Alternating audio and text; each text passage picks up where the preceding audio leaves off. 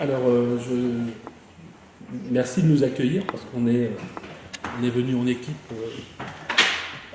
assister à ce très beau colloque et merci encore Kenneth pour l'invitation. De manière peut-être un peu prétentieuse, je vais revenir moi à des choses qui sont peut-être qui nous concernent plus, designers issus du design graphique, plutôt transversal, et ensuite sur des démarches plus corporate. Et donc on va parler je vais pouvoir parler uniquement de moi, je n'ai pas de valeur anthropologique, quoique je suis en train de préparer un master en anthropologie des usages, et donc, mais je ne le suis pas encore, donc je vais parler en tant que designer graphique, designer et chef d'entreprise en fait. On est ce qu'on est parce que c'est comme ça que moi j'ai choisi de voir les choses. Je crois qu'il y a une forme de déterminisme dans tout ça, et qu'ensuite on passe son temps à acquérir des expériences qui enrichissent ou désancrent nos aptitudes. En tout cas, on est ce qu'on est, ça je le pense vraiment. Quand on m'a posé la question du design social, quand Kenneth m'a invité à ce colloque, j'ai dit mais qu'est-ce que je vais leur raconter ? En fait, je ne sais exactement pas quoi dire sur le design social parce que j'ai une vision du design qui est parfois un peu absolue et parfois complètement contradictoire parce que je dis que ça ne sert pas à grand-chose s'il y a une guerre. Je crois que nos agences ferment toutes et qu'on devient, dans le meilleur des cas, maraîcher si on sait.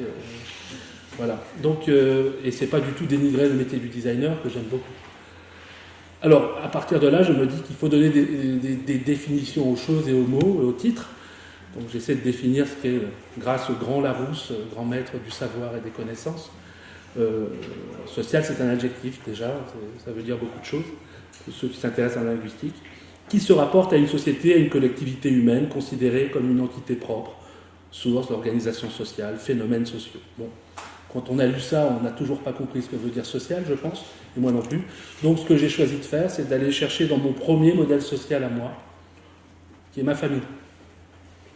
Alors ma famille, un père, une mère, et bon, il avait la même moustache, hein, elle avait le même chignon, elle a le même chignon. Et ensuite, ces deux personnes, elles sont unies par l'amour, en tout cas j'espère, qui les a unies, et elles ont toutes les deux des oppositions, des contradictions, des choses qui les relient. Il y a leur tempérament, leur origine, leur sexe, ainsi de suite, et ainsi de suite. Jusque-là, on enfonce des portes déjà ouvertes, mais c'est important de le dire. Donc je fonde ma vision du social. Et oui, ça arrive. Encore 10 enfants et finalement 19 ans entre... Ce qui m'intéresse le plus là-dedans, c'est qu'il y a 19 ans entre le premier et le dernier. Et vous voyez l'ovale un peu plus gros vers la fin, c'est moi. Il fallait que je sois juste et contractuel. Et ce qui est important là-dedans, c'est que finalement, on se fonde par rapport à d'où on vient et ce qu'on devient, mais surtout d'où on vient. Et moi, je ne pourrais pas raconter des choses qui soient de grandes théories si je ne m'étais pas basé sur mon creuset, d'une certaine manière. Alors c'est un creuset avec ses complexités, on parlait tout à l'heure d'immigration, on parlait tout à l'heure de communauté. Moi tout ça, je l'ai réuni en une seule famille. Et finalement, ça m'a appris déjà à avoir une vision assez analytique sur les comportements, les caractères, les typologies. Et peut-être que c'est ça, finalement, plutôt que l'amour du design en tant qu'objet, qui m'a aidé à vouloir devenir designer. C'est cette manière d'analyser et de synthétiser mon environnement. Ensuite, il y a des filles. Elles ne sont pas beaucoup, mais elles ont été chouchoutées, très chouchoutées. Et moi, je suis toujours là avec ma tête ovale. Et ensuite, il y a des clans, parce que moi, j'analyse les choses quand je suis petit et dans mon adolescence, et je me rends compte que finalement, il y a des affinités. Ça se produit comme ça aussi dans la société. Donc, quelque part, je me rends compte qu'on fonde une société dans cette famille. Et c'est assez intéressant parce qu'il y a des tentatives de négociation, de putsch, et tout ça tout au long d'une vie, finalement. Et après, il y a des habitudes, la masse, l'alimentation, les activités physiques, et les différences commencent à voir le jour tout en restant les mêmes personnes du départ. Donc je me dis que finalement ça, c'est mon premier modèle social. Alors c'est comme ça que je pourrais répondre au mot social et pas rentrer dans des grandes définitions littérales. Ensuite ce modèle social, il se confronte à d'autres modèles sociaux. Donc, j'espère que vous avez compris que je ne parle pas de moi, mais que j'essaie de trouver une définition, un terme qui est très complexe. Mais c'est quand même moi sur le pictogramme. Alors ma famille, elle est connectée parce qu'elle est dans un quartier, notamment un quartier ouvrier. Et elle est la première famille arrivée d'immigration en 62 dans ce quartier. Donc, au-delà de la différence, il y a des connectivités qui se créent ou pas. Donc ça crée moi mon panorama social, anthropologique, sociologique. Et le vivre ensemble, en fait, je pense qu'à ce moment-là, le vivre ensemble, j'en parle parce que pour le designer, c'est essentiel. On parlait d'empathie, monsieur de la région tout à l'heure. Je pense que c'est une vision essentielle pour ne serait-ce que faire de la prestation. Quelqu'un qui vend des tomates sur le marché qui sont pourries, je pense qu'il n'en vendra pas longtemps. Ou en tout cas, s'il en vend longtemps, c'est qu'il y a un problème. Je ne suis pas concerné. Le vivre ensemble, c'est l'incarnation de ma vision personnelle de la République. Alors, dans ma famille, il y a toutes sortes de métiers, il y a même des politiciens, pour ceux qui les connaissent. Et on n'a pas du tout de problématique à discuter, moi avec le politicien, moi avec l'infirmier. Et on est dans cette diversité, dans cette écoute, même s'il y a des divergences. Ce modèle social. Ces liens existent, parfois ils se délitent, mais ils sont toujours existants. Ensuite, c'est la trace de ces liens qui a eu ces liens sociaux. Vous avez bien compris que ça, c'est d'autres familles, d'autres groupes, d'autres rencontres. C'est la trace de ces rencontres qui fondent ma vision du social, voire du sociétal. Et moi, là-dedans, de manière très empirique, je navigue, je crée mon chemin de manière un peu hasardeuse, quoique, le hasard, ça veut dire chance en arabe, on m'a dit. Donc, et finalement, je me rends compte que tout ça, ça fonde ma vision citoyenne. Ma vision citoyenne, c'est une vision qui me fonde, je crois, plus que celle du designer, et qui est qu'est-ce que je voue comme modèle, moi, de prestation, puisque les gens aiment bien parler de prestation comme ils parlent de concret, de prestation, de conseils, parce qu'ils parlent de conseils. Moi, j'aimerais ne parler de rien de ces termes et dire, voilà, viens, discute avec nous, et peut-être qu'en sortant de là, on aura éclairci ou éclairé certaines démarches. Alors, c'est prise en compte du rôle de la politique au sens large, comprendre les interactions entre groupes sociaux et tenter de fluidifier les rapports, quels qu'ils soient, l'accès au savoir, au pluriel, rapport au bien public et notion du privé et de l'intime, ça c'est important pour la laïcité a priori, et c'est parfois oublié, rapport à la différence et à la diversité, ça aussi c'est une notion qu'on utilise de manière un peu démagogique, et qui pour moi est quand même à rappeler. Alors ensuite, on arrive à la définition du design. J'ai essayé de vous éclairer sur ma vision du social. Vous avez vu que c'est un peu compliqué. Ma vision du design, c'est encore pire. Le design, discipline visant à une harmonisation de l'environnement humain, depuis la conception des objets usuels jusqu'à l'urbanisme. Bon, finalement, elle est pas mal, la définition du Larousse, sauf que, pour moi, c'est pas du tout ça qui m'a amené au design. Donc quand on me demande de définir le design, je ne sais pas quoi dire.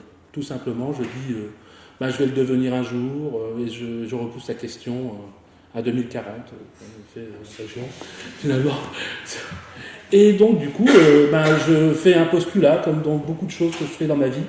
J'émets un postulat sur lequel j'essaie de résoudre donc design, et je ne dis pas que c'est désigno italien, effectivement, c'est une réalité, le dessin, l'objectif, issu du français d'ailleurs, que les Anglais ont repris. Je me dis que non, moi je ne suis pas dans cette culture, je viens, voilà, du signe, appartenant au signe. Et finalement, on y est, puisque l'italien reprend aussi cette signification-là. Et en matière de sémiologie, le signifiant et signifié nous permettent de dire que le design, c'est une matière un peu complexe, qu'on ne peut pas définir par un mot ou une définition. Je pense que ça dépend aussi des contextes et des individus. Donc voilà, la vision formelle et la vision symbolique. On nous dit le fond, la forme, mais bon, on l'utilise tellement que... Qu'est-ce que ça veut dire pour nous, designers? Je vous pose la question designer. Alors on commence à définir les choses et on se dit que peut-être le signe en lui-même, il peut être une réponse, alors en tout cas c'est la mienne et elle est subjective, une réponse structurelle, c'est peut-être mon amour de la typographie qui a fait ça, mais une réponse structurelle à la manière dont je me suis construit en tant que futur designer, parce que je me considère comme un futur designer. Eh bien, je pense que oui, parce que, et d'ailleurs, dans beaucoup d'écoles, je parle aux étudiants, et quand on aborde les questions de la typographie, on se rend compte que la typographie, les aide à se positionner, quelle que soit la matière, dans des choses de la créativité qui peuvent aller de la typographie jusqu'à la sculpture, mais en tout cas la typographie c'est un langage qui détermine des typologies, et donc des positionnements de créatifs. Et ça je le dis et je le redirai assez toute ma carrière, je pense que la typographie c'est un révélateur structurel, c'est une architecture de la pensée. Il faut demander ça aux kabbalistes, aux gens qui écrivent le Talmud, au rôle des signes et de la numérologie, je veux dire on n'a rien inventé, je rejoins Romain, on n'invente rien. J'ai mené pendant, alors je sortais de mes études à l'ESAT d'Amiens, pas de Valenciennes, en 99, et on m'a tout de suite happé pour m'occuper d'un atelier qui était un petit workshop de 2 jours. On m'a dit, il faudrait que tu t'occupes de ça. Je dis, bon, moi, je vais trouver du travail, je vais gagner de l'argent, parce que mes études m'ont coûté cher et que je n'ai pas été aidé par mes parents. Donc non, mais c'est pas grave, tu dois t'occuper de l'accent. Bon, voilà. Et je me retrouve envoyé par Gilles de Robien à l'époque, en Turquie, en Allemagne, à Weimar, bon, Bauhaus, oui, mais bon, je me retrouve dans des grandes universités en train de faire des conférences sur le signe, avec de grands typographes, et je me rends compte finalement que la typographie, elle devient un révélateur de sens, et pas seulement de forme, comme parfois, malheureusement, on nous l'apprend en disant il y a des règles typographiques. Il n'y a pas que ça, la typographie, c'est beaucoup plus puissant que ça, vraiment. Encore une fois, il faut demander aux gens qui écrivent le Talmud et la manière dont ils le font. L'atelier accent, donc. Et ensuite, moi, je mets en place une méthodologie très tôt, en me disant, ben voilà, comme j'estime par postulat que la typographie elle est structurelle dans la manière d'être un créatif, et je détermine les 3 étapes qui vont du signe à l'espace en passant par l'objet. Et la manière dont on va transposer les choses fait qu'on va réussir à avoir une créativité assez transversale. Alors c'est totalement subjectif et empirique, mais je mets ça en place et finalement, d'une certaine manière, ça marche plutôt bien. Parce que c'est ça qui fonctionne, ou la manière dont je le raconte, voilà. Je travaille avec des gens qui nous rejoignent et qui sont dans la salle d'ailleurs, l'an dernier, et qui ne veulent pas qu'on leur donne la parole, donc je ne le ferai pas. Et qui arrive à se dire mais pourquoi tu veux nous faire des objets, générer des espaces à travers du signe? Je dis parce qu'il faut bien commencer par quelque chose. Et j'ai pas envie de vous faire commencer par des équations mathématiques. Donc je répète ça, je le dis encore aux étudiants. Je pense qu'il y a plein de moyens, mais dans ce cas-là, affirmer ce que vous êtes, mais de manière extrêmement construite. Et ça nous amène effectivement à rejoindre les 2 notions, aussi peu claires soient-elles.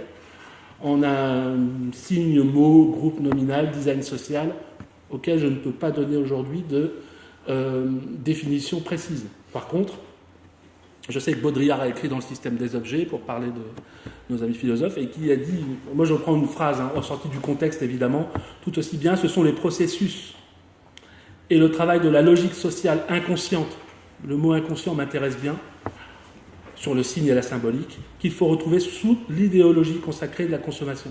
C'est-à-dire qu'à mon avis, on a tout à créer en sachant que de toute façon, on va être dirigé par une forme d'inconscient qui est notre acquis, transmission, ancrage familiaux, éducationnel, culturel, et que ça, finalement, ça ne nous quitte jamais.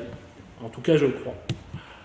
Donc voilà, donc ça, c'est ma cosmogonie, c'est mon petit monde, mon parcours, la manière dont je détermine ma structuration et ma pensée créative, et la réalité de l'anthropologie des objets, pour parler des objets au sens large.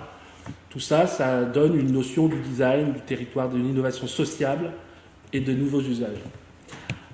Alors, la question que je me pose à ce moment-là, c'est à quoi je sers finalement, puisque pourquoi on va venir me chercher moi, c'est la question qu'on se posait, plutôt qu'un autre, et comment font les gens pour aller me déterminer moi ou m'élire moi la personne utile à l'institution ou au territoire, puisque c'est la question qu'on se pose.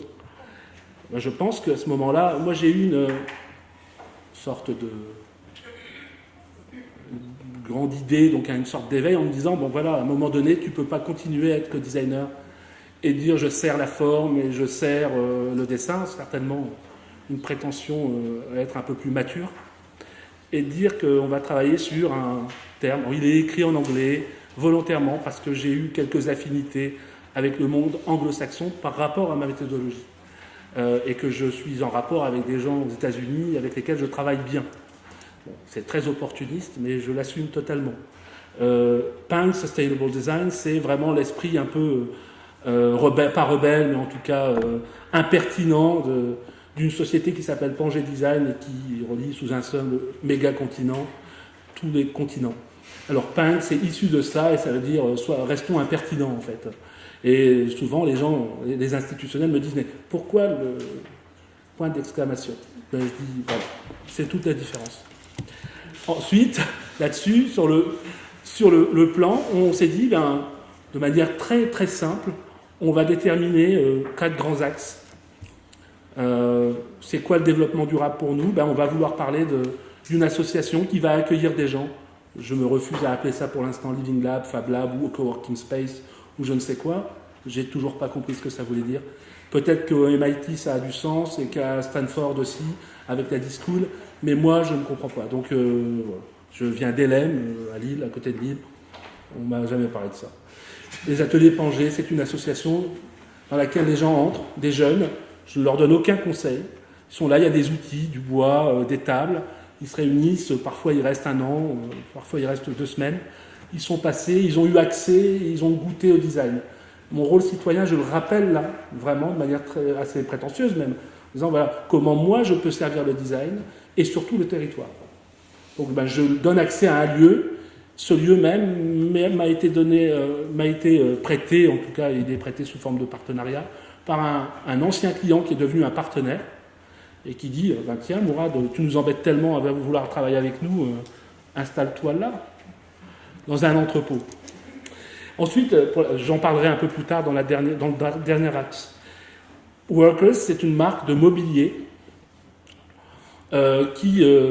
issu de matériaux, je vous le dis parce que c'est écrit en petit, issu de matériaux transformés, parrain et tuteur, transgénérationnel. Il y a vraiment une logique de transgénérationnel. Alors pourquoi on a mis ça en place? Le World Forum, vous connaissez le World Forum à Lille, m'a demandé 2 années de suite de travailler sur de l'aménagement. Oui, de l'aménagement d'un espace de 2500 mètres carrés.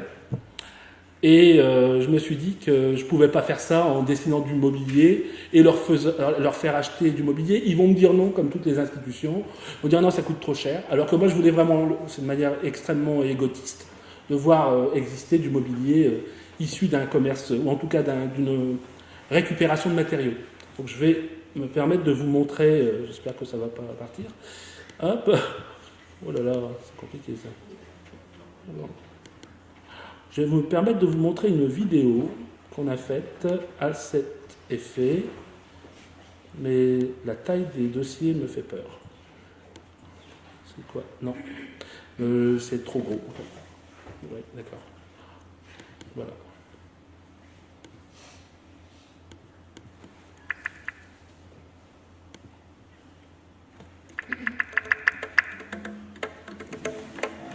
Hop.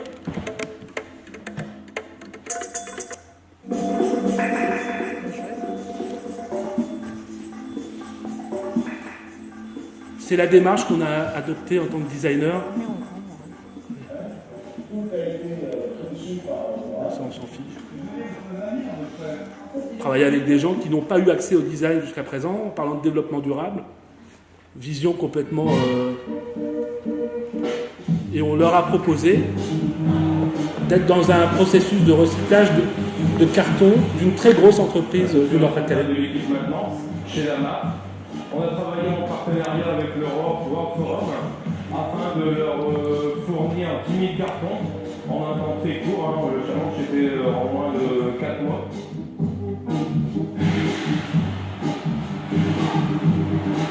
L'idée en fait c'est de créer des meubles, de créer en fait un village du monde, donc des meubles, des cloisons.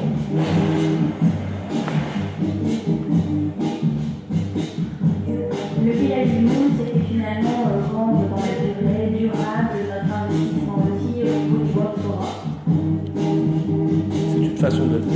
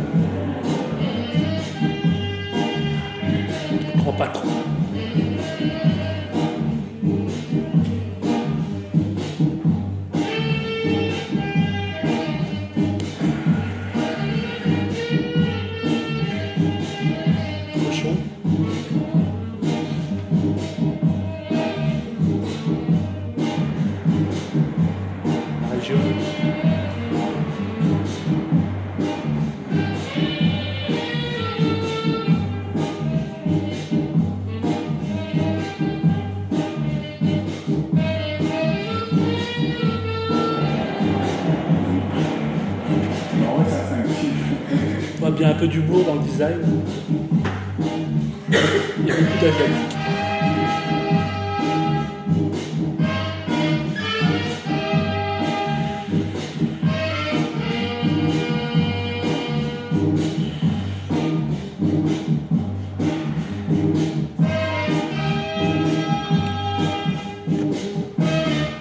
Alors, globalement, voilà, on travaillait pour la première année avec eux sur un process.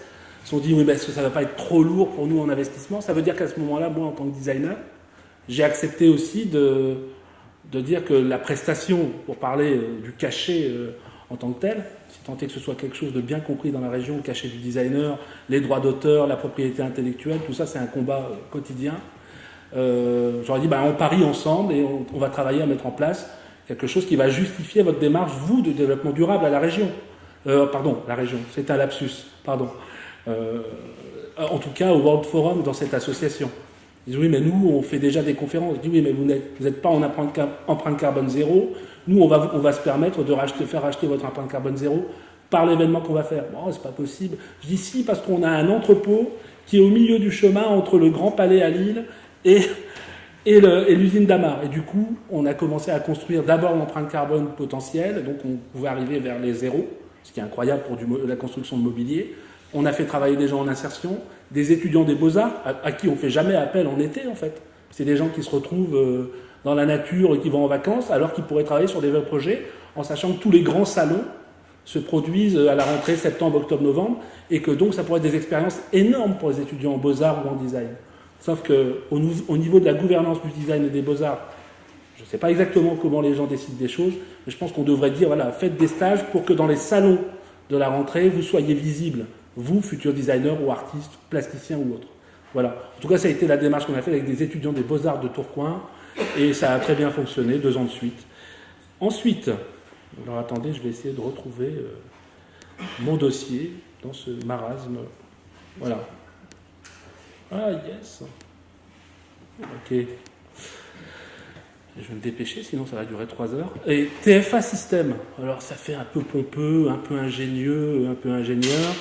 En fait, oui, c'est carrément ça. C'est de dire comment le designer, il peut être, c'est ce que disait Romain tout à l'heure, oui, le designer, il peut être pilote d'une entreprise qui développe des solutions numériques pour les collectivités, pour les industries. Alors, comment? À travers le signe, encore une fois. Quel rapport avec le design social? C'est qu'à un moment donné, il y a des vrais besoins.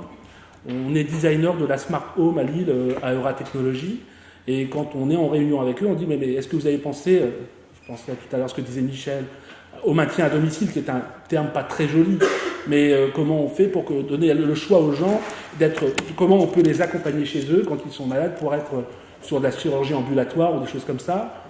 Est-ce que ça, le designer, il peut vous raconter des choses? Non, c'est pas ton métier. Si. On peut avoir notre avis, en tout cas en tant que citoyen et en tant que designer sur le process et la méthode. Donc tout le travail, il est un peu éducationnel. À un moment donné, on arrive, plutôt qu'éducatif, parce que j'aime pas le terme non plus, et comment on fait avec des institutions pour s'imposer d'une certaine manière. Donc TFA System, c'est quoi? C'est Technology for All. Et c'est comment on met en place des systèmes d'information pour des villes, des hôpitaux, des maisons de retraite, pour que ces gens ne soient pas que des utilisateurs de la technologie qu'on va leur plaquer et qui est insupportable. Et les gens, ils ne veulent pas avoir des iPads, on ne leur donne pas d'iPad. Mais il y a des choses qui peuvent améliorer leur quotidien. Et ensuite, il y a Porte 7, qui est notre travail, on va l'appeler l'inclusion industrielle. On parle d'inclusion sociale, on parle de plein d'inclusions. Et j'utilise le terme romain, inclusion industrielle. Je ne sais pas si ça existe, hein. Mais en tout cas, on a dit inclusion industrielle parce que c'est nous qui avons choisi d'aller embêter les eaux du Nord et la Lyonnaise des Eaux, donc, en disant, mais nous, l'eau, ça nous intéresse en tant que designer. C'est un des éléments les plus complexes à traiter, parce qu'on n'y arrive jamais, finalement. Mais est-ce qu'on peut s'installer avec vous? Donc ça a duré 3 ans de tergiversation, de discussion, et on est arrivé à être des partenaires des Eaux du Nord, en fait, finalement, en occupant un local. Donc ça, c'était la vidéo que vous avez vue. Des briques de carton, d'aller les présenter à la communauté européenne d'ailleurs. Et ensuite, il y a ce projet Porte 7. Donc d'abord, alors pour rejoindre Michel, c'est d'abord un lieu. Parce que si on n'a pas de lieu, ça devient compliqué d'aller amener des messages, on ne peut pas avoir son showroom. Je vous rappelle un peu la chance que vous avez, étudiants, d'être dans un lieu comme vous l'avez ici. Ensuite, ça deviendra un peu plus compliqué, à moins que les politiques aient fait leur travail. Bon, dubitatif. Et ensuite, voilà, ce lieu, je vais donner la parole ensuite à Chloé qui va un peu raconter brièvement l'historique. On l'aménage à notre manière. On a des partenaires qui font des bonbons et des plateaux en bois et qui n'ont plus besoin. On dit allô, on est designer. Ah vous, quel rapport avec nous? Envoyez-nous tout ce qui traîne chez vous et qui vous prend des mètres carrés finalement. C'est toujours un peu le truc, un peu en anguille. Envoyez-nous ça et on va vous libérer de mètres carrés que vous payez à rien en fait. Et ils nous envoient du bois, du carton et tout ça pour que nous, on puisse aménager notre lieu. Et c'est comme ça qu'on a aménagé cet espace. Ensuite, on participe à la résidence, mais d'abord, je laisse la parole à Chloé parce que je parle beaucoup. Et elle est des Eaux du Nord, elle est plus légitime que moi là-dessus. J'espère que ça marche. Je prépare. Non, mais viens. Vous m'entendez? Je peux parler comme ça? Viens. Vous m'entendez? Bon, c'est bon. Bien, Chloé. Ça ira. Je suis pas sûre d'avoir besoin de micro. Fonctionne, jusqu'à ce qu'il fonctionne. Ouais, t'as beaucoup de chance. Merci. Magicienne. Je ne bouge pas. Donc moi je m'appelle Chloé Siméa, il ne marche plus déjà. Je suis responsable des relations institutionnelles aux Eaux du Nord. Les Eaux du Nord, c'est l'entreprise qui gère pour le compte de la communauté urbaine de Lille l'eau potable sur toute la communauté urbaine. Donc on s'occupe de distribuer au robinet des consommateurs de l'eau potable 24 heures sur 24, 7 jours sur 7. Et c'est une entreprise qui fait partie du groupe Lyonnaise des Eaux. Donc ça, c'est mon premier métier. Puis mon deuxième métier, je suis aussi enseignante à Sciences Po Lille. Je suis responsable d'un master sur les partenariats publics-privés. Et moi, mon domaine de prédilection, c'est l'interface public-privé. Et en fait, moi, j'ai fait des sciences politiques à la base, mais je me rends compte que mes sujets de prédilection recoupent beaucoup ce sujet du design social dont je n'avais pas entendu parler jusqu'à ce que je vienne vous voir aujourd'hui. Et donc, les Eaux du Nord travaillent avec Mourad depuis maintenant quand même de nombreuses années, bien avant que moi je n'arrive dans la maison. Tu m'as vieilli un peu, tu vas le payer. Et du coup, Porte 7, c'est finalement le fruit d'un partenariat de long terme.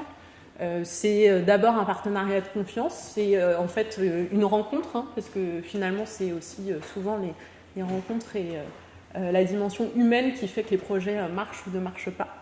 Donc on s'est rencontrés avec Mourad sur plusieurs projets, et notamment le projet du lavoir, dont je pense que tu vas dire un mot. Et on s'est rendu compte qu'on avait un peu la même philosophie, en tout cas les mêmes pratiques. Et du coup, Mourad à une époque était à la recherche d'un lieu où mener son activité. Et puis il se trouve que nous on avait de la place. On avait de la place dans nos locaux techniques où sont toutes les équipes de terrain, donc les plombiers notamment qui vont réparer les fuites sur les conduites d'eau potable sur toute la métropole lilloise. Et donc on avait de la place, et donc on a proposé à Mourad d'occuper cette place-là. Et en fait c'est du donnant-donnant, c'est-à-dire qu'on met à disposition ces locaux. Et en échange, Mourad nous aide à animer la démarche d'innovation interne de l'entreprise. Et du coup, en quoi ça rejoint nos préoccupations, en quoi le design nous aide, nous, dans notre métier au quotidien, ou m'aide moi dans mon métier au quotidien. Moi, mon métier, c'est surtout de bien comprendre les attentes de l'environnement de l'entreprise pour assurer son développement durable. Son développement durable au sens strict du terme, c'est-à-dire comment on fait pour être viable à long terme et notamment être accepté par notre environnement. Et je pense qu'on est accepté par son environnement quand on est capable d'écouter ses attentes et d'y répondre. Donc moi, c'est mon boulot au quotidien. Donc je travaille avec les institutions, avec les associations, avec les partenaires, etc. pour comprendre ses attentes et essayer d'aider l'entreprise à y répondre. Moi, au quotidien, je travaille quasiment uniquement avec des ingénieurs qui ne sont pas habitués à ces démarches-là. Donc moi, je suis déjà un petit peu atypique dans ce milieu. Et que m'apporte cette dimension du design dans cette démarche? J'étais en écoutant Mourad en train de griffonner quelques mots-clés qui, pour moi, structurent sa démarche de design au sein de design intégré au sein de l'entreprise. Alors, j'ai noté 3 mots. J'ai noté d'abord trublion. Et au sein des Eaux du Nord, on qualifie toujours Mourad de trublion, et c'est important. Pas mal. C'est important parce que dans une entreprise centenaire comme la nôtre, on a tendance à s'endormir un peu, on a tendance à rester sur ses acquis, à prendre des habitudes. Et du coup, c'est important d'avoir un trublion dans l'entreprise qui permet de se remettre en cause, de remettre en cause ses acquis et du coup d'innover. Parce que finalement, l'entreprise, elle est confrontée au changement de la société, du coup, elle doit s'y adapter. Et elle s'y adapte beaucoup mieux si à l'intérieur ça bouge aussi et si le corps de l'entreprise est un être vivant. Donc c'est la première chose. Le deuxième mot que j'ai noté, c'est les usages. Parce que en tant qu'entreprise délégataire de services publics, c'est-à-dire qu'on opère des services publics pour le compte des collectivités, il faut qu'on comprenne quels sont les usages qui sont faits du service public qu'on propose par les consommateurs. Et parfois, on a tendance à s'en déconnecter quand on est dans la gestion technique, quand on est dans la gestion économique du service, etc. Donc le designer nous aide à ça, nous aide à nous reposer la question de quels sont les usages qui sont faits par nos clients du service public qu'on leur apporte pour le compte de la collectivité. Et du coup, comment on peut créer de nouveaux services ou adapter nos services à ces attentes. Et puis le troisième mot que j'ai noté, c'est l'écoute. Et l'écoute, elle est importante dans la compréhension des usages par les clients. Elle est aussi importante en interne, parce que Mourad nous aide à animer une démarche d'innovation interne. Mais aussi, pour moi, Porte 7, qui est un lieu complètement atypique, qui est situé à côté du vestiaire des plombiers. Oui. Voilà, ils n'ont pas les mêmes habitudes, ils n'ont pas les mêmes horaires, ils n'ont pas, etc., etc. Et finalement, c'est un lieu aussi où on peut juste passer et discuter et prendre un café. Et du coup, c'est devenu un lieu, je pense, aussi un lieu de vie pour nos salariés. Parfois, peut-être un peu trop parce que ça vous pollue dans votre travail. Mais en tout cas, c'est aussi, je pense, un facteur important de bien-être au travail et du coup de motivation pour les salariés de pouvoir passer dans ce lieu, discuter de différents sujets et puis notamment de pouvoir améliorer leur quotidien puisque notre directeur général a donné à l'ensemble des salariés une demi-journée d'innovation et donc ils peuvent tous venir passer une demi-journée avec Mourad pour travailler sur un projet soit de nouvel outil, d'amélioration du cadre de vie, etc. Et on se rend compte que ça dynamise considérablement l'entreprise et c'est de ça qu'on a besoin. Voilà pour mon témoignage de notre travail avec le designer sur ces sujets-là. Alors, merci Chloé, franchement. Pour arriver à ça, évidemment, il faut du temps. Et parfois, on nous en laisse pas finalement.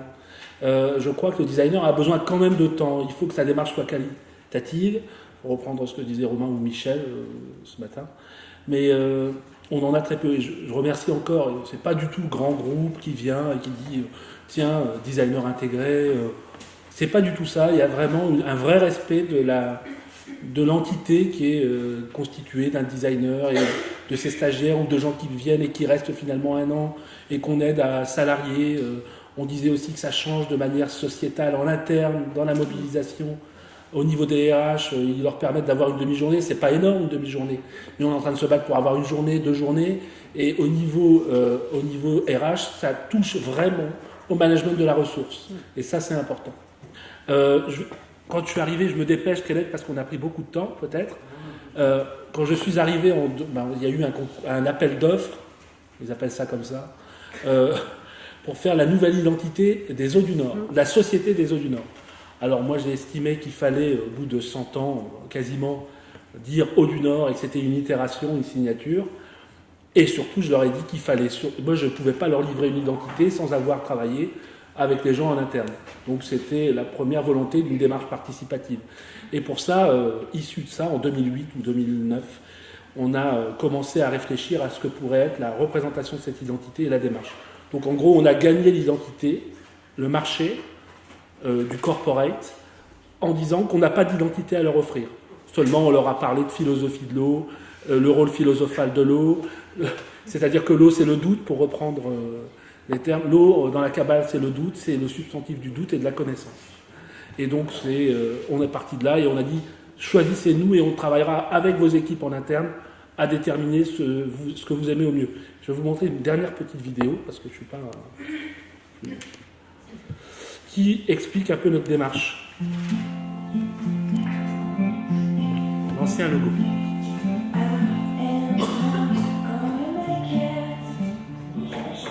Ancien PDG.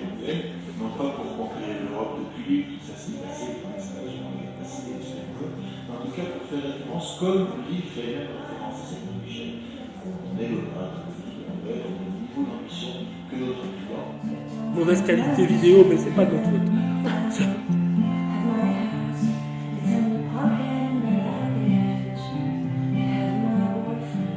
La continuité. On a des valeurs fortes. On est historiquement des gens qui respectent les valeurs techniques et sociales, qui sont profondément ancrées en nous. On veut conserver ce climat culturel.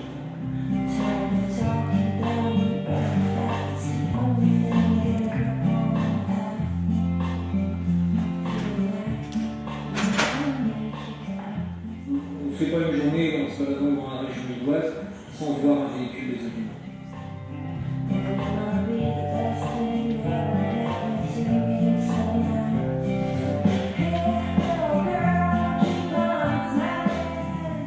L'eau, il est assez limité dans cette, je veux dire, ça va être une vague, ça va être un jet d'eau, un geyser, enfin, une fontaine, ça fait plein de choses.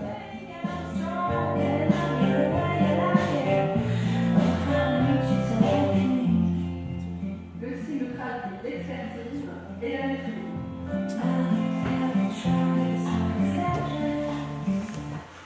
Voilà, globalement, le genre de démarche.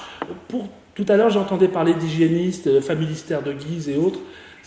Sur ces notions-là, ce qui a été intéressant dans le fait de s'installer aux eaux du Nord, dans leurs locaux géographiquement, ça a été de pouvoir continuer à débattre de ces notions. Parce que les hygiénistes, à la fois, je trouve que ça a été un mouvement intéressant, mais qu'il est parti complètement dans une dérive paternaliste et complètement stigmatisante pour certaines populations. Et je trouve que, pour répondre au petit débat qu'il y avait eu tout à l'heure entre Michel et Romain, je pense que ce ne sont pas des choses qui s'opposent, non plus, ni le familistère de Guise. Je pense qu'on peut... d'accord. Que Gaudin comme les hygiénistes, je pense qu'on peut en prendre et en laisser. Et c'est ça notre travail, vraiment. Pour continuer et finir sur la présentation, parce que j'entrecoupe deux vidéos, on a aussi été invité par Lille Design à travailler sur la vision de l'eau dans la ville, dans l'espace public. Et donc, à ce titre-là, on s'est dit, on est avec eux, on est partenaires, heureusement, on va inviter les Eaux du Nord à réfléchir à cette démarche. Et on a entrepris depuis septembre ou octobre dernier une série d'ateliers, plutôt qu'avoir un appel d'offres, un appel à projet sur l'eau où des designers vont répondre et finalement avoir une réponse qui sera bien aujourd'hui et plus du tout bien demain. On a dit, on va créer des étapes, je crois que c'est 7 ou 8 étapes. Là, on est à l'étape de Bruxelles. On a un partenaire à Bruxelles qui est le MAD, que vous connaissez peut-être pour certains, et on a envoyé donc tous les designers qui ont été cooptés, parce que ça a été une cooptation ouverte. On les a envoyés à Bruxelles et ils sont en train de travailler sur l'évolution de leur projet, celui qu'ils ont débuté dans la métropole. Et nous, on les récupère ensuite, plombiers, cureurs et autres ingénieurs des eaux du Nord, et on leur dit est-ce que c'est réaliste de travailler sur ce projet de l'eau dans la ville? Et ça va être des plombiers qui vont pouvoir avoir la parole sur ce genre de problématique, ce qui est quasiment unique, parce qu'on ne leur donne pas la parole. En tout cas, les designers ne donnent pas la parole aux plombiers. Souvent, ils se disent bon allez, le plombier, il fait ça. Mais non, il ne fait pas ça. C'est un métier extrêmement complexe, comme les 40 métiers finalement qui sont présents aux eaux du Nord. Pas un seul métier.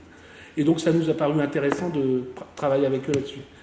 On travaille aussi sur des ateliers pour enfants autour de la sensibilisation sur la ressource, l'utilisation de la ressource et la raréfaction de la ressource. On se pose la question de l'eau pluviale. Est-ce que ça a un sens en ville de la récupérer? Est-ce qu'on pourrait faire mieux? Est-ce que finalement on n'est pas dans la démagogie aussi quand on parle d'eau et de ressources?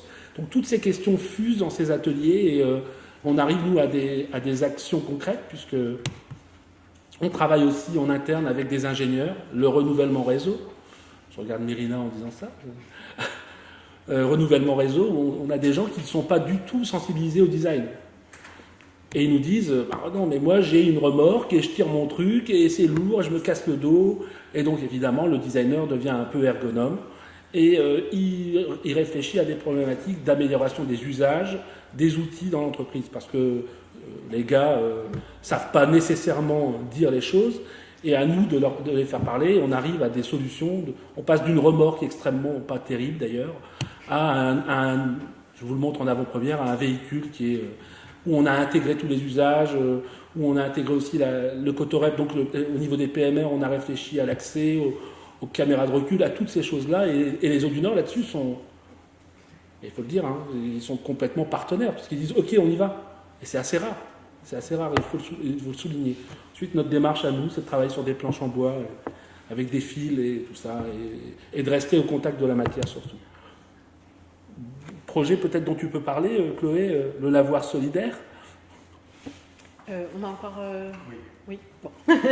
Donc le lavoir, c'est né d'une réflexion, enfin d'une discussion entre notre directeur général, donc le directeur général des Eaux du Nord, et l'élu de quartier Faubourg de Béthune à Lille, Latifa Keshmir. Et la discussion, c'était... en fait, il y a plein d'habitants du quartier du Faubourg de Béthune qui n'ont pas d'électroménager chez eux, pour plusieurs raisons. Une raison économique, problème budgétaire, et puis il y a une raison qui est plus manque d'espace, parce que des logements petits, et donc manque d'espace pour avoir de l'électroménager. Et puis, il n'y a pas de laverie sur le quartier, et puis manque des lieux de vie. Et il se trouve que les Eaux du Nord, on a notre espace clientèle, on va dire. On a des locaux qui sont mis à disposition par Lille Métropole dans le cadre de la délégation de services publics qu'on gère pour eux. Et donc, on avait de la place, là encore. Et donc, on a déménagé une partie des locaux, une partie de notre service clientèle, pour faire de la place, pour créer un lavoir solidaire, donc au lavoir. Et donc, on a créé cet espace qui est situé juste à côté d'un accueil clientèle. Donc, l'intérêt, c'est aussi qu'on crée du lien entre, d'un côté, l'accueil client Eaux du Nord et d'un autre côté, un lieu de vie pour le quartier. Et donc, on a fait appel à Mourad pour designer ce lieu dans une démarche de co-design, puisque en travaillant avec des habitants du quartier et des salariés des Eaux du Nord, qui ont aménagé cet espace. Donc c'est un lieu de vie. Donc au rez-de-chaussée, finalement, il y a un lieu d'accueil qui est animé par un salarié du centre social qui est là pour faire du lien social, pour accueillir les gens. Pour lui, c'est un relais, puisqu'il y a des gens qui viennent au lavoir et qui ne viennent pas au centre social, et donc il peut là travailler sur l'ouverture au droit, etc., dans un lieu un peu neutre, un peu différent des lieux d'accueil de l'action sociale habituelle.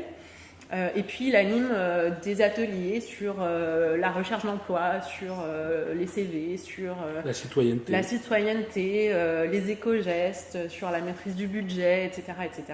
Et puis au sous-sol, il y a des machines à laver, il y a des sèche-linges, et puis les gens peuvent venir, et pendant que la machine tourne, ils discutent avec Mourad, et puis le lieu est ouvert, c'est-à-dire que l'idée, c'est aussi d'avoir de la mixité. Donc il y a des prix différents selon qu'on est étudiant, selon qu'on est... on a les minima sociaux.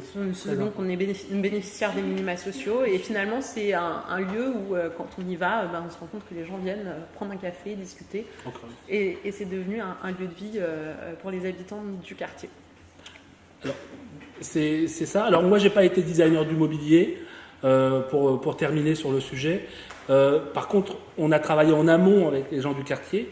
La seule chose qu'on ait faite, c'est pour rebondir sur le sujet, on a mis en place une fresque. Donc on a pris en photo des gens qui n'ont pas l'habitude d'être pris en photo, et encore moins d'être peints sur un mur, surtout des dames qui étaient voilées et qui nous disaient non, mais on peut pas être voilé. Je dis ah bon. Et là, il faut avouer que le rôle que j'ai moi, malheureusement, c'est pour elle de dire il me ressemble, en tout cas il est à peu près de ma culture. Et que donc, lui avoir dit à ce moment-là uniquement le mot « bah pourquoi ?» Elles ont dit « oui d'accord, allez on y va ».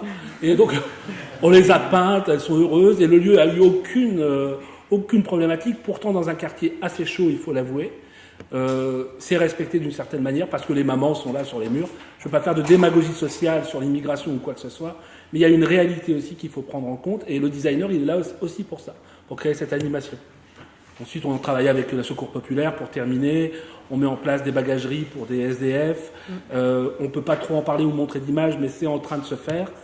Et l'association avec les fameux jeunes ou moins jeunes qui passent et qui travaillent à leurs projets, anciens des Beaux-Arts et autres, qui disent « Nous, on s'est rendu compte qu'il n'y avait plus d'espace après l'école. L'école, elle est pleine et les gens travaillent. Mais est-ce que je peux venir 2 semaines, 3 semaines, un mois ?» Je leur dis, oui, viens. De toute façon, je viens d'une famille nombreuse, donc c'est personne en plus ou moi. Donc voilà, merci à vous.